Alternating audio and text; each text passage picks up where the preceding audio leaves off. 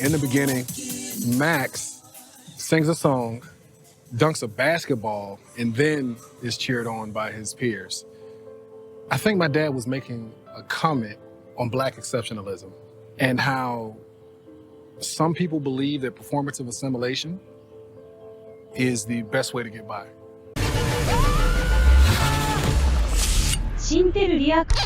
Hey, what's going on? It's your boy Syntell with the Intel, and boy, let me tell you, do I have a treat for you. Yo, I came with receipts this time around. I did, yo, went out to the wilderness and plucked a beautiful one. Oh, a rare one, find. A rare one, a legendary, my guy. Let me tell you.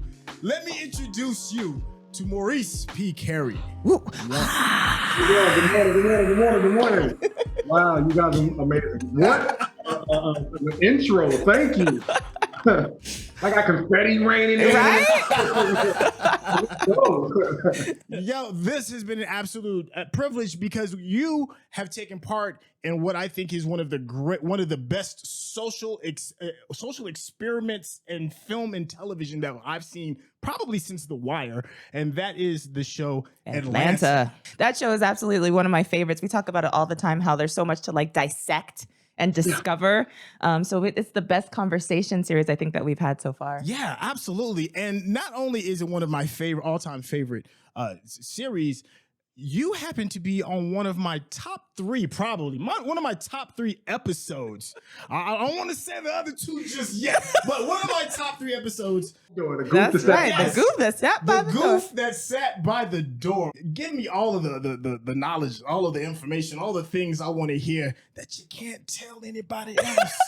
See, now you're messing up. Right? I'm like, what? If I can't tell nobody and I go and tell everybody in public, I done told everybody. I know, right? Just tell us the good bits. Tell us the good bits. It was really a surreal and amazing experience working with Donald Glover and the whole team and realizing that, it's Disney and we're talking about Disney and sitting there thinking like, how are we getting away with it? Donald, how are we going to get away with this? Right.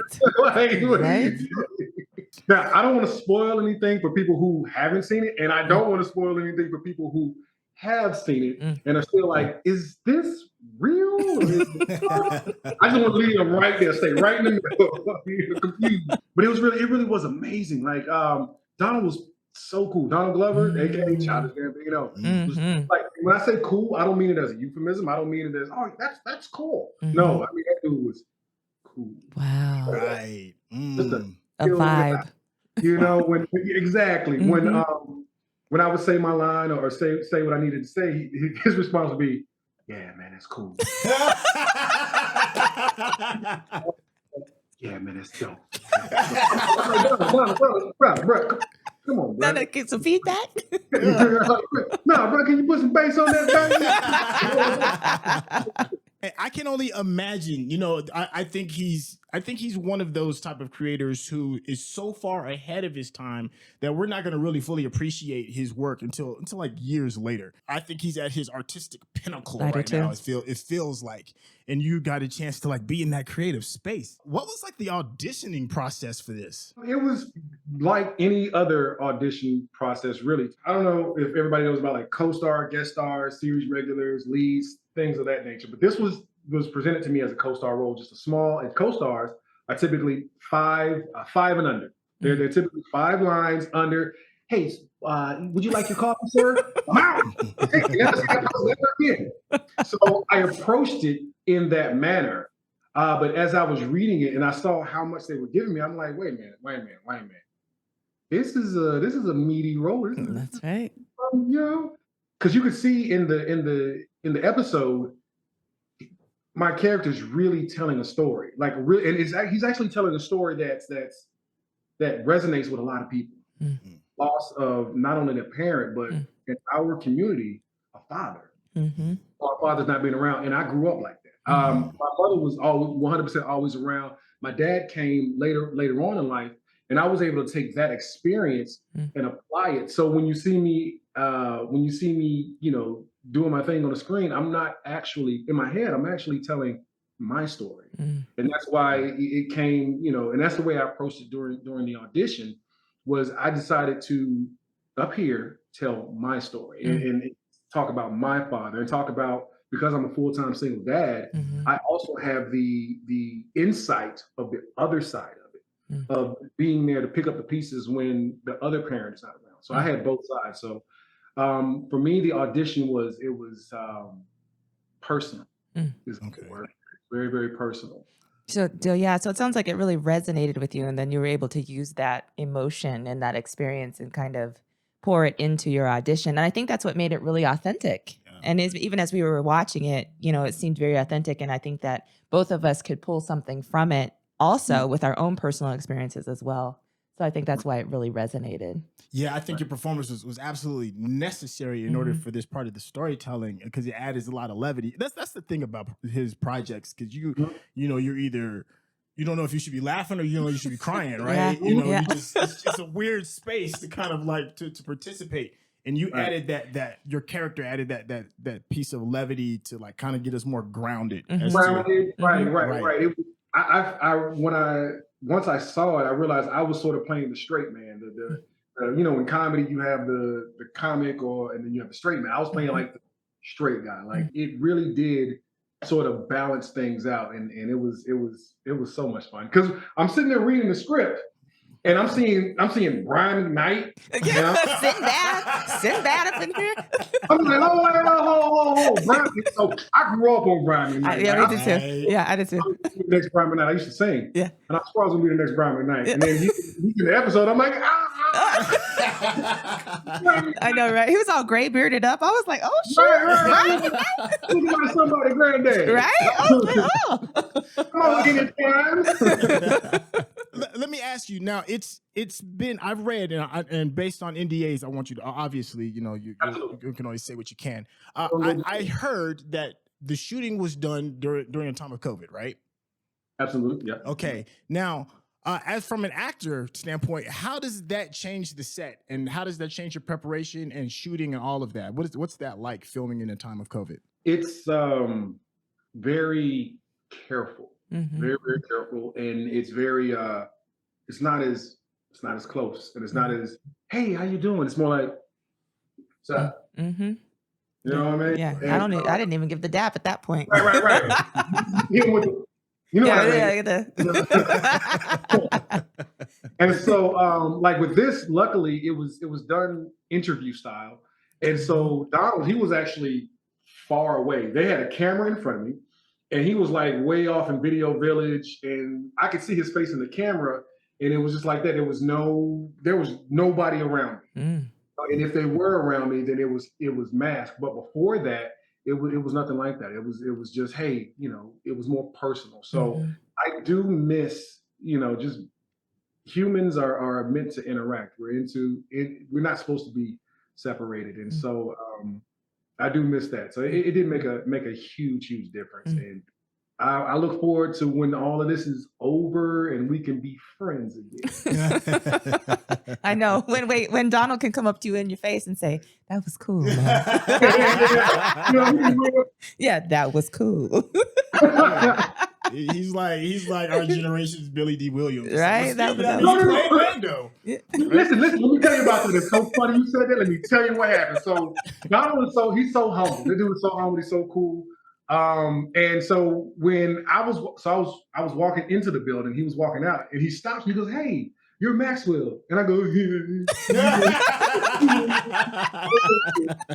know who I am."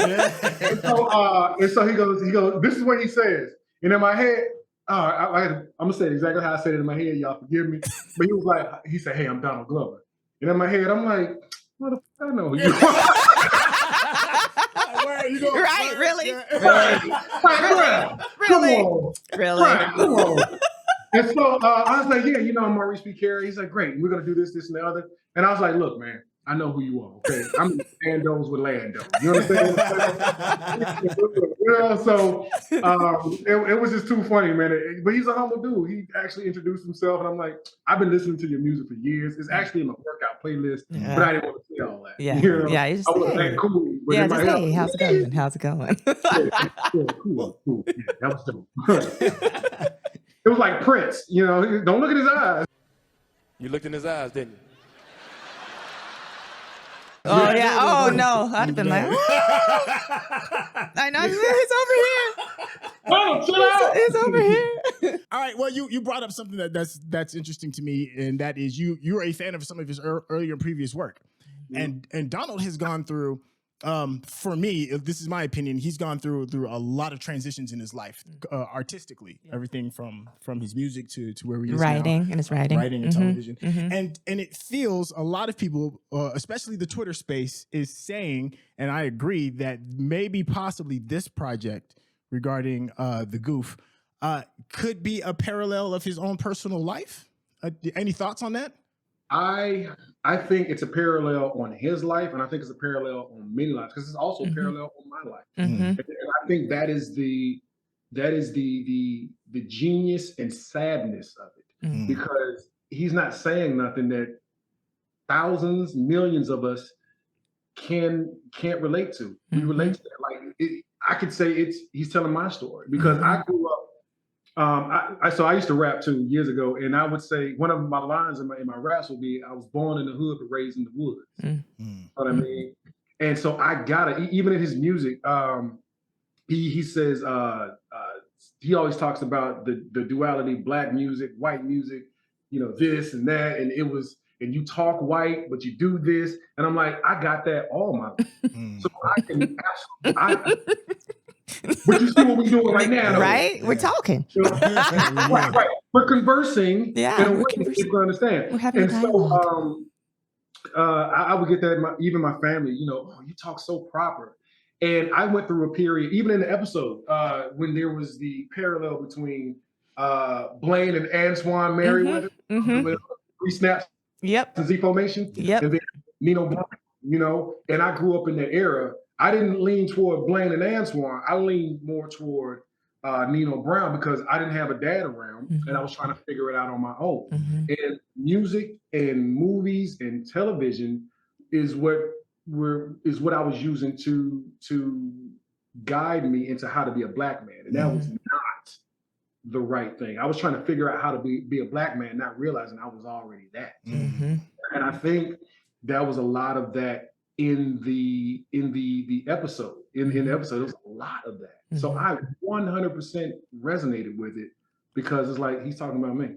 He's talking about himself, but he's talking about me. Perfect example is, even if you look at the background, I got Transformers. Like, I grew up in the 80s, man. So I got Transformers tattoo, like geek culture, comic books, video games. I've been playing video games since 1986. But you know what I can't do? Thank you. You know what I can't do? I can't play. I suck at basketball. You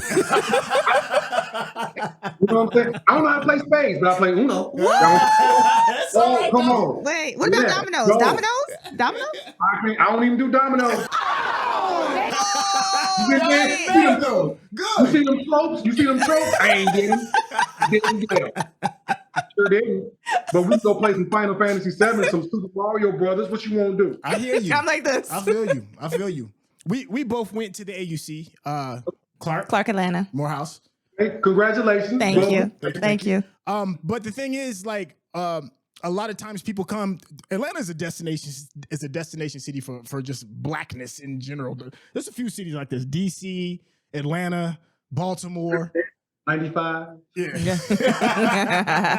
But and the thing is that a lot of times people that come from a space where there's just not a lot of blackness around, or not a larger black community, people grow in their own space, and sometimes that can seem awkward to the norm, or what is considered to be blackness, right? And then you get down to Atlanta, and then you see all these different types of black people. Does that make sense? Many of us think that there is only one type of way to represent the culture. Blackness. Right. There's only one type of blackness. And then you get to a space like Atlanta where you see so many different layers and so many different variations of what black can be. It kind of like, it opens your eyes and being like, oh, okay, well, maybe this is more of a safe space for me to be that kid that reads comics, or to be that kid that reads sci-fi, or is an Autobot fan, or G.I. Joe, or whatever it is. And you're a little bit more willing to kind of like thrive in that space. But in that same space, in that same token, Donald Glover grew up in Atlanta as well. And he still had a difficult time trying to find his identity, even within what you would think is to be that safe space. How did the city affect you regarding defining who you are? Did it help you? Did it hinder you? Did it sort things out? And then how does that like transcend to your art as well? I went to jail 3 times before the age of 21. Okay. Because I wanted so desperately to be a real nigga. Okay. You know what I'm saying?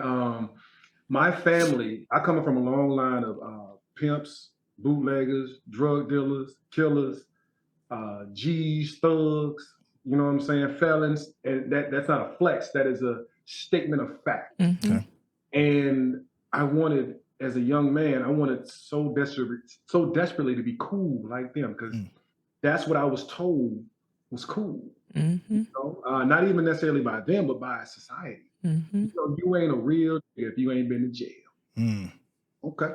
All right, cool. So I guess I better do some thug shit. And then the music that I was listening to, it was very influential, because I advocate for fathers and homes, because I am a product of what, even though I made a wise decision to discontinue, because I was a horrible criminal. I kept going to jail. Yeah, you got caught. You got caught.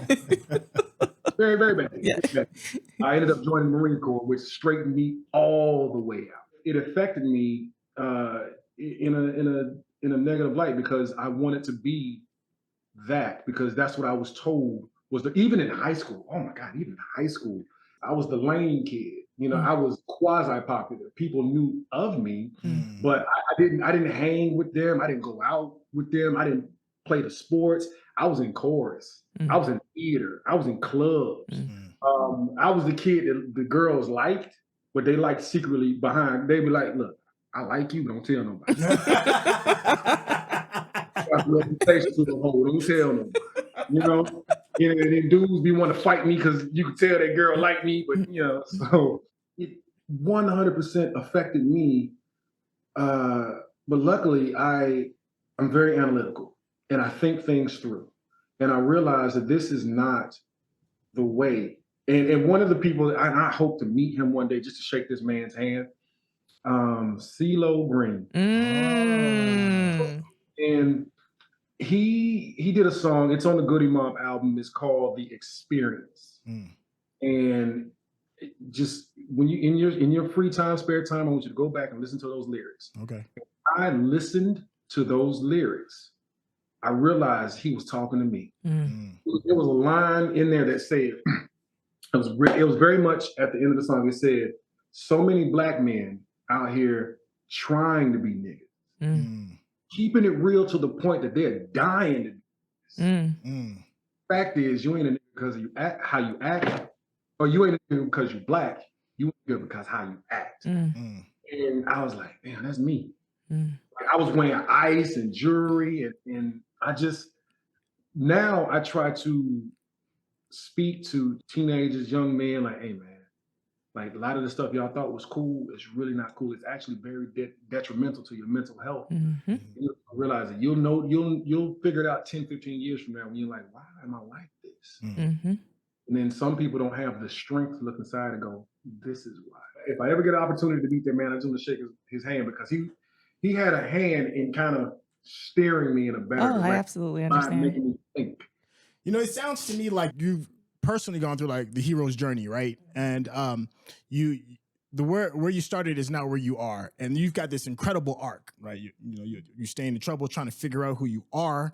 Then you went to the military, got straightened out, turned into an artist, which I wouldn't have seen coming if you'd asked me about your story. What's next for you on this arc, man? Like, it seemed like anything could happen for you. You going back to the rapping phase? Drop some bars? Sing? No. No. Like, all my rapping days are over, unless like, maybe one soundtrack, I'll do it. Somebody call me, but doing whole albums, I ain't doing it. No, what's next? Honestly, is just to continue on. Last night, I just booked the lead in a new rom-com, playing opposite Jasmine Burke. Wow. So, yeah, that's what I'm talking about. And honestly, what's next for me is just the next step and the next phase of this process. My goal, and this is gonna sound maybe pretentious. I don't know, but I want an Oscar. That's not pretentious. Yes. Put it out. Put it out in the universe. I was about to say, put it in the universe. Closed mouth don't get Claim fed. it. Right. Manifest it. I'm like all of that. So Yeah. don't feel bad about saying that. Yes. I'm here for it. Absolutely. Also, part of it too is that pride from my kids. I have a son and a daughter, but I'm a full-time single father to my daughter Mm-hmm. and 2 different moms. I told you I was a rapper. Mm-hmm. And so yeah.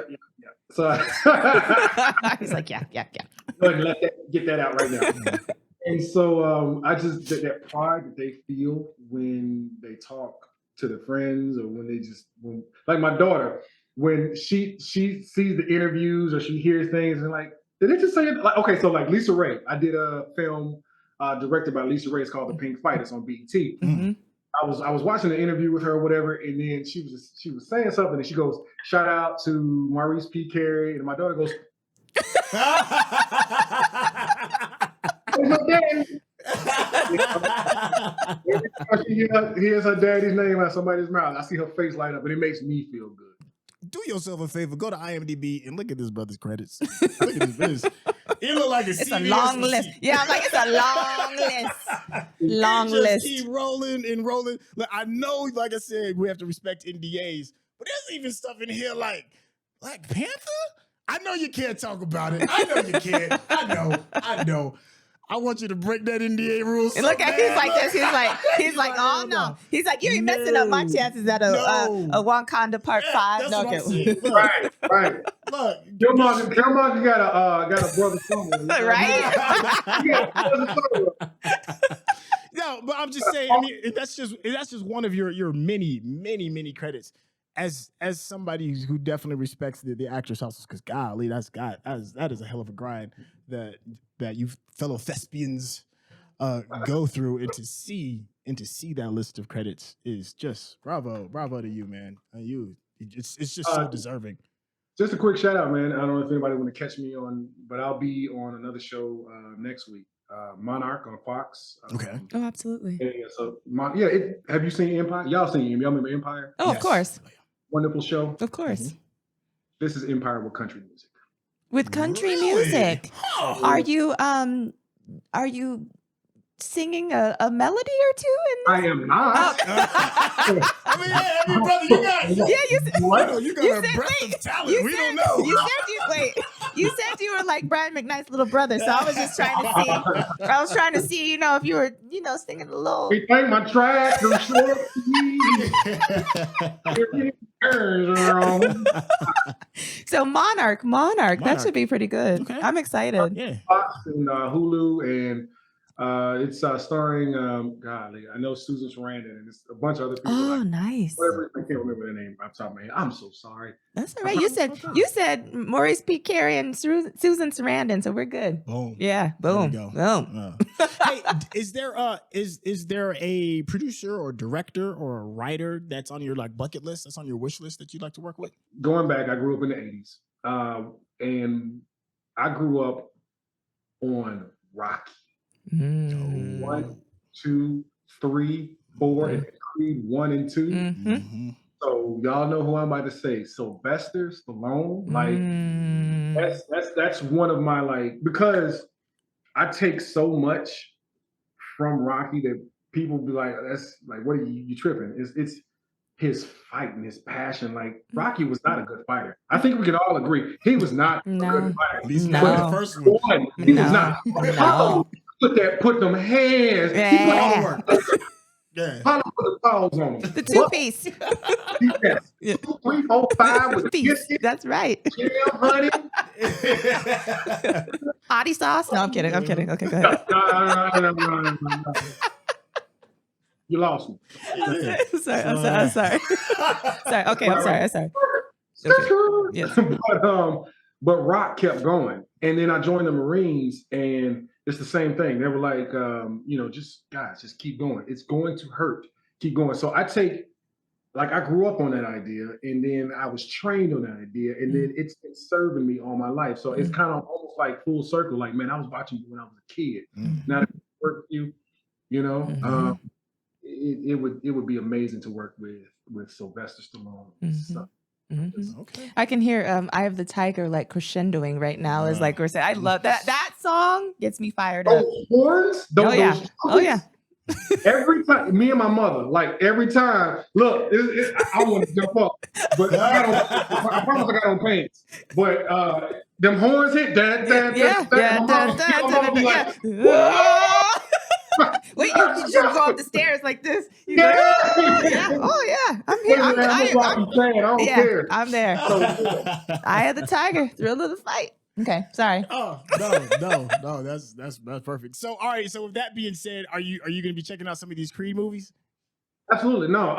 I did a post on Facebook. I was mad at I sprinkled doodle salt on everybody, letting me see the daggone trailer. Like, y'all seen them boys in that trailer? Man, I was like, man. I said, who let me see this daggone trailer?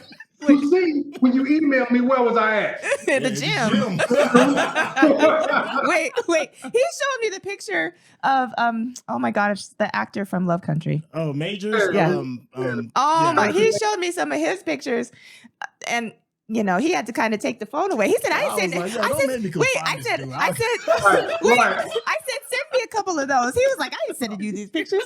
I said, "Oh, okay, well." You know, it's hard work, determination. That reaction right there. You see that, right? You see that? I'm trying to put that right around here. He's like, I'm trying to get that right in here. Wait, I got on sweat belt right now. Hot them up. My whole belly hot. Oh my gosh. I'm sorry. Okay, so yes, Creed 2. I do have one question. It might seem a little okay. So my question is, I know as parents, they talked about the weight of the world, right? The weight of the world and trying to set the example, trying to create something that resonates for your people. And I think that was exemplified when we were watching the episode that we're talking about in Atlanta, to go back to that for a minute. So what do you feel that weight and that pressure as a father in order like to continue what you're doing and building as far as your career is concerned, if that makes sense? What I do is very public, very public, obviously, right? And what I do reflects on my family, and that's one aspect, and that's fine. It reflects on my family. So what? What matters is how it reflects on my kids and how they have, because my family are adults, they grown. But my kids, they didn't ask to be brought into this world. They didn't ask to have me as a father. So I have a responsibility as their dad to represent them just as much as they have a responsibility to represent me. So absolutely. that weight is it's ever present. It's ever present in the choices that I make in these roles and the choices that I make every single day. And I feel that Thomas Washington was still that weight of being a Black man, father, being a husband, being a CEO. And this is what I talk about people all the time. That's why, because I'm single now, and I say I have a hard time splitting myself. I have to, if I bring another life into, then I have to be somebody's better half. I have to be a father. I have to be an artist. I have to be myself. I have to be, just so many different things. And that splitting of self it can be so hard for people. So hard for people. So I try to limit that split as much as possible. So it gets heavy. Yeah, that's actually a good segue, because I was thinking, like we said in our review of the episode that many Black artists have succumbed to the pressure. We talk about how Martin Lawrence had that time and he was like waving the gun. Mariah Carey had a nervous breakdown. We're seeing Kanye West going through his troubles right now. Like, with all of that, when you, as an artist that's on the rise, and you're seeing like some of our greats, succumb to the pressure. Even like Dave Chappelle had to leave the continent. do you keep that on the back burner in your head? Like, let me make sure my mental health is secure. Like, do you run checks? Do you have some people to like keep you grounded so that you don't hit the cliff? I tell my kid, I tell her all the time, I say, you saved my life. Mm-hmm. And I don't, it may be in a literal sense, but the man I was before her and the man that I am after her, that responsibility is there. So it keeps me grounded, and it reminds me that regardless of whoever Maurice Kerry is or will be, first and foremost, I'm a daddy. Mm-hmm. I do think about that in the future, like how will I respond when that time comes, when I go from a P-list actor to a Oscar award winner. Oscar winner. When I get there, like how will I handle that? And I feel like I will lean on that military training. Is like just power through. Mm-hmm. Luckily for me, I am very self-aware. I'm up here a lot, and I'm asking myself. I think one of the most powerful questions a person can ask themselves or ask anyone is why. And then we can get you to the root of pretty much anything. Why? Oh, that's why. Mm-hmm. Now, how do I adjust that to get back to a better place? So I'm always up here going, why? Why did I say this? Why did I do this? Why? So I think I'll be good. I think I'll be good. And if I'm not, then I'll do what I need to do. That's right. You guys were talking about my credits and CVS list and all that, and you'll see 50 or so, or I don't know how many, but I think it's about 50. But you don't realize how many auditions are, and the hundreds upon hundreds upon hundreds of no's to get those 50 so odd yeses. Understanding that you only fail when you quit is key in my world. It's key. Mm-hmm. It's like, I didn't fail. I just get back up, dust myself off, try again. That's right. Oh, wait, we keep getting melodies. Dust yourself off and try again. Here we go. Dust yourself off and try again. Dust yourself off and try again. Okay. Yeah, you know y'all dating yourselves, right? Y'all. I don't care. I don't either. I'm like, I'm saying the kid I'm a little 10 years younger. Right? I'm like, black don't crack. Black don't crack. Hey, brother, thank you so much. You have absolutely answered all of our questions. I know that you are a man that has a schedule, and I'm not trying to violate it. Is there anything else that you like to say? I was just going to say, where can they find you? Where can anyone who's looking for you, who wants to cast you in their next motion picture, where can they find you? I am very easy to find. It's Kerry on all social media, Twitter, Instagram. I'm pretty active on Instagram, Facebook. I just dated myself. Wait, you didn't say MySpace. You didn't say MySpace. I was gonna say it, but that would have been a lie. Yeah, don't say it. Don't say it. But Maurice P. Kerry, MauriceP Kerry on all. All right. Hey, and don't worry about it. There'll be a link in the description because we're gonna make sure we make this easy peasy lemon squeezy. Hey, thank you so much for hanging out with your boy Syntell. I'm here with the beautiful Mikel-Claire. Hey, you can check out her YouTube page as well. What are we talking about? Snooty Vegans, Lock Journey, Vegan Journey, Life as We Know It. Thank you so much. Link in description. Easy peasy. Yo, with that being said, Maurice, thank you. Thank you so much. Thank you. And absolutely. Go to IMDb right now and go to your YouTube television and go ahead and set it up. I was going to say TiVo, then I would have really wow. Go ahead and put it all in the queue so it all just hits. And Monarch. Yeah, Monarch as well. Check out Monarch as well coming up. All right. With that being said, we will catch you on the next episode. Hey, Maurice. Thank you. It's a thing I do. Oh, God. See, only people from the A get it. Only people from the A get it. Boy, I tell you, I swear.